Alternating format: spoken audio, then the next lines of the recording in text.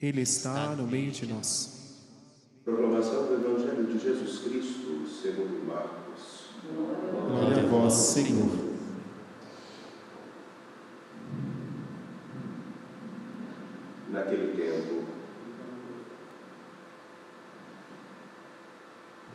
Naquele tempo, Jesus saiu e foi para a região de Tiro e Sidônia. Entrou numa casa e não queria que ninguém soubesse onde ele estava. Mas não conseguiu ficar escondido. Uma mulher que tinha uma filha com um espírito impuro ouviu falar de Jesus. Foi até ele e caiu a seus pés.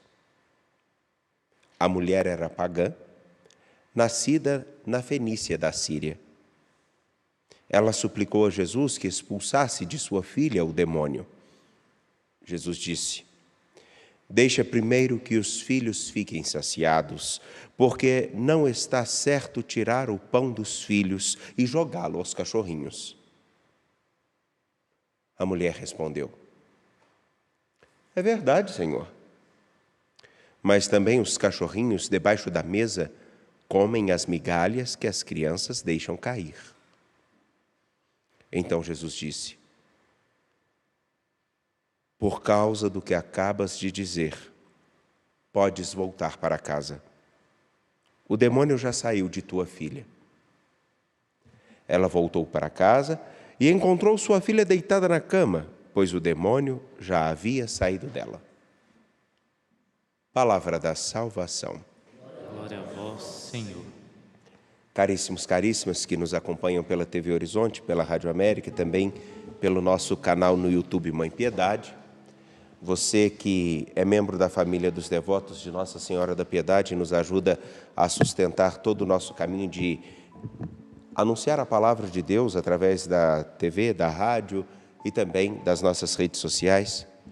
Vocês que aqui estão, Felipe e também Adriano, que cantam e tocam aqui conosco.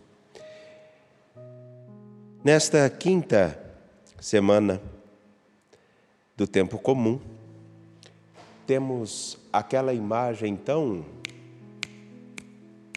falada e repetida do Evangelho tirado de Marcos, capítulo 7, versículos 24 a 30. A imagem da Sírio-Fenícia que chega até Jesus, pedindo que o demônio seja expulso de sua filha. Ela não era parte do povo de Deus, considerada então, inclusive, chamada como aqueles que não pertenciam ao povo de Deus. Os pagãos eram chamados de cachorros. Enfim, não vou repetir o Evangelho dessa forma. Mas tem uma sutileza na construção e na forma com que Marcos apresenta essa cena, que ela abre uma perspectiva dentro do Evangelho de Marcos tão séria, que à medida com que eu me preparava para essa celebração, eu falei, eu vou tentar expor um pouco dessa riqueza. Só um pouquinho, porque eu não vou conseguir tudo. Esse trecho, ele tem alguns antecedentes no Evangelho de Marcos. Permitam-me. No capítulo 6, Jesus estava em Nazaré. E o que acontece em Nazaré? As pessoas não acreditavam nele porque o conheciam. E daí já vemos toda a situação. Inclusive, no versículo 6, diz que Jesus não conseguia fazer milagre algum. E no versículo 6 vai dizer o seguinte: admirava-se da incredulidade deles. Povo de sua terra, incrédulo diante de tudo que viu. Ele envia os 12. Os 12 vão a todos os cantos anunciar aquilo que Jesus lhes mandava anunciar. Tem imagem simples do encontro no qual Herodes fica abalado porque escuta falar de Jesus e acha que era João Batista que tinha voltado à vida. Os discípulos voltam da missão e acontece a primeira multiplicação dos pães. Olhem que coisa. É importante isso. Ali, na primeira multiplicação dos pães, o que é apresentado a Jesus? 5 pães e 2 peixes. Jesus multiplica os pães, os peixes, e sobra. Mas isso está acontecendo aonde? Entre Nazaré, do povo que era incrédulo, a região aonde existiam muitos pagãos. No versículo 44 do capítulo 6 vai dizer que todos aqueles que participaram daquele momento onde Jesus distribui, multiplica e entrega aos discípulos os pães e os peixes para distribuírem, que todos comeram e ficaram satisfeitos. E eram mais ou menos 5.000 homens. Não se contava as mulheres e as crianças. Tudo bem. Jesus caminha sobre as águas, no versículo 45. E Jesus está saindo da região ali de Nazaré, está indo para o outro lado, aonde estava exatamente a terra onde existiam e tinham tantos pagãos. Ok? Diz, um pouco mais à frente, que Jesus tem a seguinte expressão quando olha o modo com que observavam as tradições humanas, mas esqueciam de viver e acolher a profundidade da palavra que tinha sido dada por Moisés, pelos profetas, e que ele próprio atualizava. Mas aí é dito o seguinte: este povo me honra com os lábios, mas o seu coração está longe de mim. Vejam que coisa interessante isso aqui, e não é sem sentido.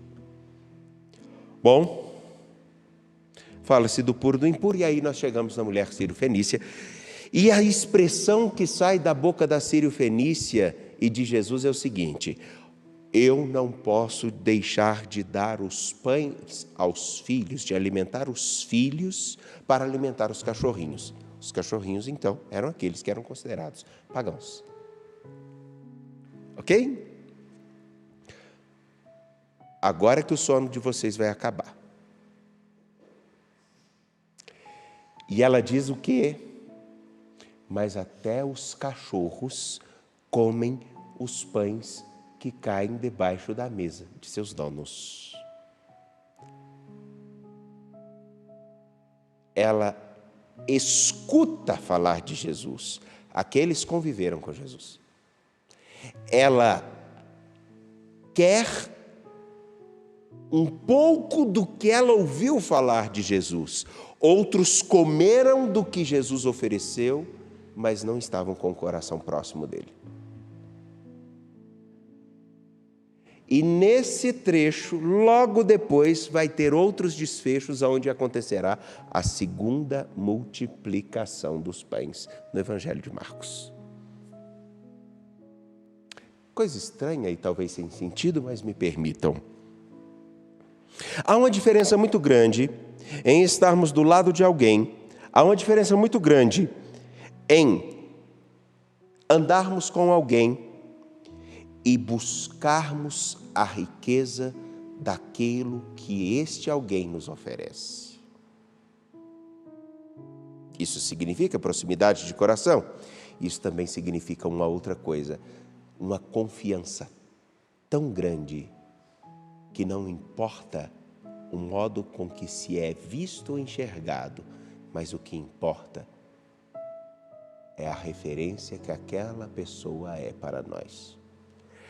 De fato, o que muito me espanta é que aqueles que estavam junto a Jesus e que poderiam ser considerados filhos, eles não conseguem fazer a experiência que essa mulher faz. Eu só quero um pouco, eu não quero tudo. Nós, ao contrário, em alguns casos estamos tão próximos de nosso Deus e queremos tudo e achamos que o pouco que Ele nos dá é nada. E olha que Ele nos dá muita coisa. A Sírio-Fenícia é um exemplo de quem realmente crê. E é um exemplo daquilo que virá mais à frente. O que virá mais à frente? Os filhos são considerados aqueles que são os amados e cuidados, o povo de Israel. Mas vejam como a história dá sua reviravolta. Os filhos que poderiam ter recebido e foram a quem foi oferecido primeiro o verdadeiro pão da vida, a palavra da vida, o Senhor da vida, o rejeitaram e outros o acolheram. Nesse tempo onde nós estamos agora, existem muitos que se dão o direito e têm o direito de se dizer filhos de Deus. Batem no peito dizendo que são filhos de Deus, mas não têm um pingo da confiança de uma Sírio-Fenícia que era chamada de cachorrinha.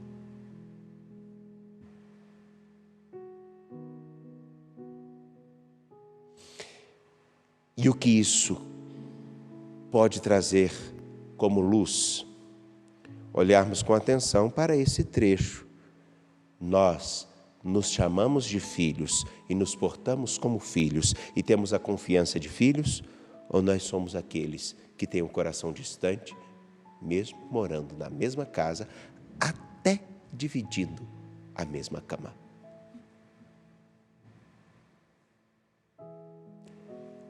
Qual é realmente a nossa confiança e a nossa proximidade com nosso Senhor? Me digam.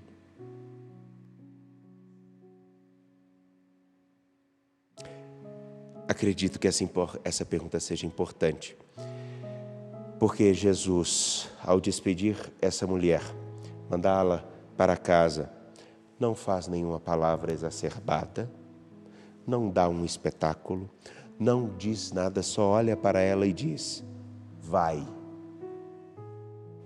o que você veio buscar já foi dado.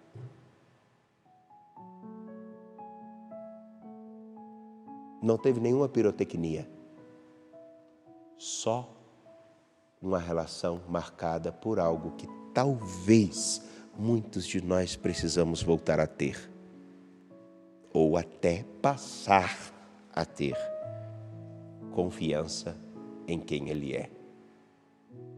Você tem essa confiança e age como quem tem essa confiança, se porta na igreja como quem tem essa confiança, vive sua vida como cristão, como quem tem essa confiança?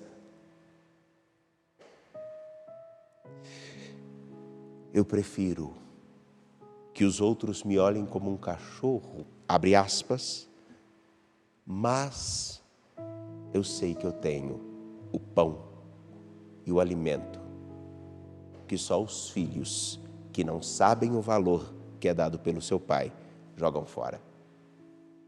O que eu estou querendo dizer é numa metáfora e de uma forma bem simples, talvez soe aos ouvidos de muitos. Não importa o que muitos ao redor digam, o que importa é a referência que ele tem na minha história e que eu tenho dele na minha história. Ele é quem realmente pode fazer algo tão singular, inclusive mudar a história. Qual a nossa confiança nele? Confiantes de pé, apresentemos nossas preces.